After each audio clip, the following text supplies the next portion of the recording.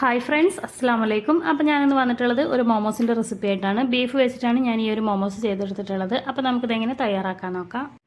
അപ്പോൾ നമുക്ക് ആദ്യം തന്നെ ഇതിലേക്കുള്ള മാവൊന്ന് തയ്യാറാക്കിയെടുക്കാം. അപ്പോൾ അതിനായിട്ട് ഞാനൊരു ബൗൾ എടുത്തിട്ടുണ്ട്. അതിലേക്ക് 250 ml കപ്പിൽ 1 കപ്പ് മൈദമാവ് ചേർത്ത് കൊടുക്കുന്നുണ്ട്.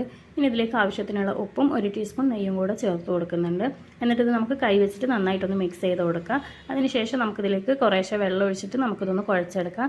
നല്ല ലൂസായിട്ട് നമ്മളിത് കുഴച്ചെടുക്കരുത്, അത്യാവശ്യം ടൈറ്റായിട്ട് വേണം നമ്മളിതൊന്ന് കുഴച്ചെടുക്കാനായിട്ട്. ഇപ്പോൾ ഞാനിവിടെ ഈ ഒരു രീതിയിലാണ് കുഴച്ചെടുത്തിട്ടുള്ളത്. അപ്പോൾ ഇനി നമുക്കിതൊരു 15 മിനിറ്റ് റെസ്റ്റ് ചെയ്യാനായിട്ട് വെക്കുമ്പോൾ തന്നെ നല്ല രീതിക്ക് ഇത് സോഫ്റ്റ് ആയിട്ട് വരും. അപ്പോൾ ഇതൊരു 15 മിനിറ്റ് നമുക്ക് റെസ്റ്റ് ചെയ്യാനായിട്ട് വെക്കാം. അപ്പോഴത്തേനും നമുക്കിതിലേക്കുള്ള ഫില്ലിംഗ് ഒന്ന് തയ്യാറാക്കി എടുക്കാം. അപ്പോൾ നമ്മൾ ബീഫ് ഒന്ന് ഇവിടെ മിക്സിയുടെ ചെറിയ ജാറിലിട്ടിട്ടൊന്ന് അരച്ചെടുത്തിട്ടുണ്ട്. ഞാൻ ഉപ്പും കുരുമുളകും കൂടെ ഇട്ടിട്ട് വേവിച്ചെടുത്തതാണ്. അപ്പോൾ അതൊന്ന് മിക്സിയുടെ ചെറിയ ജാറിലിട്ടിട്ടൊന്ന് അരച്ചെടുത്തിട്ടുണ്ട്. അപ്പോൾ അതൊരു ബൗളിലേക്ക് മാറ്റി കൊടുക്കുക. ഇനി നമുക്കിതിലേക്ക് വേണ്ടത് സവോളയാണ്. അപ്പോൾ ഞാനൊരു മീഡിയം സൈസിലുള്ള സവോള ഇതേപോലെ ചോപ്പറിൽ വെച്ചിട്ടൊന്ന് ചോപ്പ് ചെയ്തെടുത്തിട്ടുണ്ട്.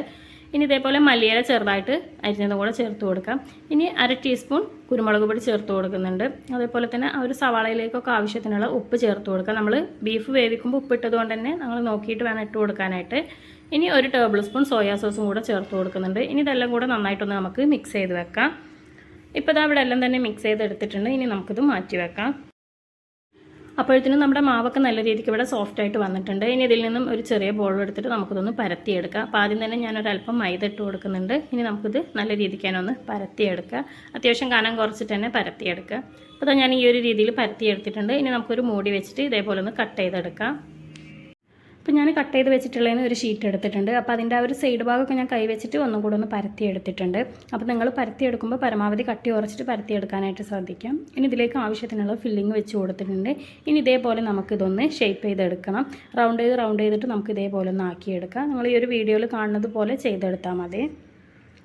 മോമോസ് എന്ന് പറയുന്നത് പല ഷേപ്പും ഉണ്ട്. അപ്പോൾ ഏറ്റവും എളുപ്പമുള്ള ഷേപ്പാണ് ഇപ്പോൾ ഞാനിവിടെ ചെയ്തെടുക്കുന്നത്. അപ്പോൾ ഇതേപോലെ ഫുള്ളായിട്ടൊന്ന് റൗണ്ട് ചെയ്തതിന് ശേഷം നമുക്ക് ലാസ്റ്റ് ഭാഗം വരുന്നതൊന്ന് ഇതേപോലെ നിങ്ങൾ ഈ ഒരു വീഡിയോയിൽ കാണുന്ന പോലെ ഒന്ന് ചെയ്തെടുത്താൽ മതി. അപ്പോൾ നമ്മുടെ ആദ്യത്തെ മോമോസ് ഇവിടെ റെഡി ആയിട്ടുണ്ട്. ഇതേപോലെ നമുക്ക് ബാക്കിയുള്ളതെല്ലാം തന്നെ ചെയ്തെടുക്കാം. അപ്പോൾ എല്ലാ മോമോസും ഞാൻ ഈ ഒരു രീതിയിൽ ചെയ്തെടുത്തിട്ടുണ്ട്. ഇനി നമുക്കിതൊന്ന് ആവിയിൽ വേവിച്ചെടുക്കാം. അപ്പോൾ ഇത് വേവിച്ചെടുക്കാനായിട്ട് ഞാനിവിടെ ഒരു ഇഡ്ഡലി പാത്രമാണ് എടുത്തിട്ടുള്ളത്. അപ്പോൾ അതിൻ്റെ മുകളിലായിട്ട് ഞാനൊരു ബട്ടർ പേപ്പർ വെച്ച് കൊടുത്തിട്ടുണ്ട്. ബട്ടർ പേപ്പർ ഇല്ലാന്നുണ്ടെങ്കിൽ നിങ്ങളൊരു വാഴൻ്റെ വെച്ച് കൊടുത്താലും മതി. അപ്പോൾ നമ്മളിത് ഒട്ടിപ്പിടിക്കാതിരിക്കാൻ വേണ്ടിയിട്ടാണ് ഇതുപോലെ ചെയ്ത് കൊടുക്കുന്നത്. ഇനി നമുക്ക് ഓരോ മോമോസായിട്ട് ഇതുപോലെ വെച്ച് കൊടുക്കാം. എന്നിട്ടൊരു 15 മിനിറ്റ് നമുക്കിതൊന്ന് ആവിയിൽ വേവിച്ചെടുക്കാം. ഇപ്പോൾ നമ്മുടെ മോമോസൊക്കെ ഇവിടെ റെഡി ആയിട്ടുണ്ട്. അപ്പോൾ നമുക്കിത് ഇതിൽ നിന്ന് എടുത്ത് മാറ്റാം. അങ്ങനെ നമ്മുടെ ടേസ്റ്റി ആയിട്ടുള്ള മോമോസ് ഇവിടെ റെഡി ആയിട്ടുണ്ട്. അപ്പോൾ ബീഫാണെങ്കിൽ കൂടി നല്ല അടിപൊളി ടേസ്റ്റി ആയിട്ടുള്ള ഒരു മോമോസാണ്. നിങ്ങൾ ഉണ്ടാക്കി നോക്കിയാൽ നിങ്ങൾക്ക് ഉറപ്പായിട്ടും ഇഷ്ടപ്പെടും. അപ്പോൾ എല്ലാവരും ഒന്ന് ട്രൈ ചെയ്ത് നോക്കുക. വീഡിയോ ഇഷ്ടപ്പെട്ടാൽ ലൈക്ക് ചെയ്യാനും ഷെയർ ചെയ്യാനും സബ്സ്ക്രൈബ് ചെയ്യാനും മറക്കരുതേ.